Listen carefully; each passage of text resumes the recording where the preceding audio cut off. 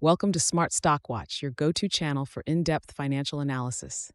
Today is February 25th, 2026, and we're diving into the latest earnings report from Icahn Enterprises. Joining us is John, our senior analyst from Smart Stock Watch. John, thanks for being here. Thank you for having me. Icahn Enterprises, a diversified holding company, has just released its fourth quarter and full year 2025 financial results. There's a lot to unpack, so let's get started. Revenue and profitability overview. Let's start with the top line.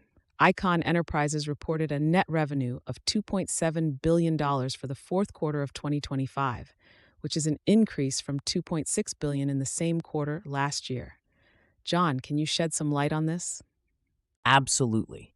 The revenue growth is modest, but the real story here is the turnaround in profitability. The company swung to a net income of $1 million from a net loss of $98 million in Q4 2024.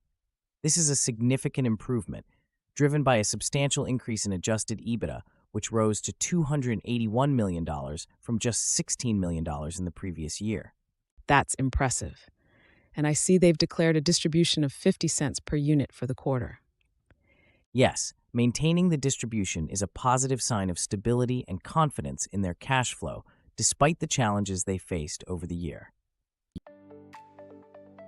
Operational efficiencies and future outlook. Looking at the full year, Icahn Enterprises reported revenues of $9.7 billion, down from $10 billion in 2024. However, their net loss narrowed significantly. What are your thoughts on this, John? The reduction in net loss from $445 million in 2024 to $299 million in 2025 is noteworthy.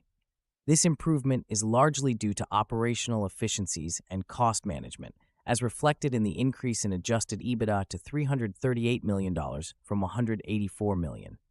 The company is clearly focusing on streamlining operations and enhancing profitability.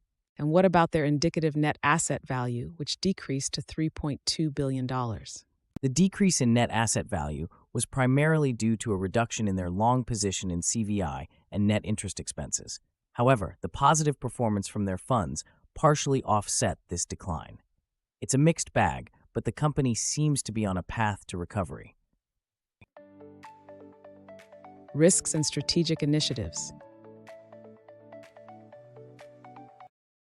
John, let's discuss the risks and strategic initiatives highlighted in the report. What should investors be aware of? Icahn Enterprises faces several risks, including economic downturns, substantial competition, and rising operating costs. However, they are strategically focused on their core sectors like investment, energy, and automotive.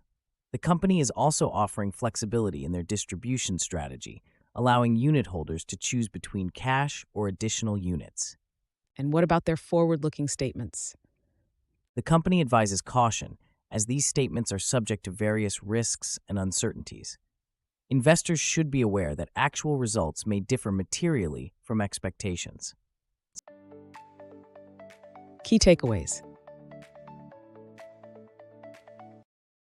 In summary, Icahn Enterprises has shown a remarkable turnaround in profitability for the fourth quarter of 2025, with a net income of $1 million and a significant increase in Adjusted EBITDA. Despite a decrease in full-year revenue, the company has managed to narrow its net loss and maintain its distribution. John, any final thoughts? It's a positive report overall, with clear signs of operational improvements and strategic focus. Investors should keep an eye on how the company navigates its risks and continues to execute its strategic initiatives. Thank you, John, for your insights. And thank you to our viewers for tuning in. If you found this analysis helpful, please like, share, and subscribe to Smart Stock Watch. We'd love to hear your thoughts on Icahn Enterprises' performance in the comments below.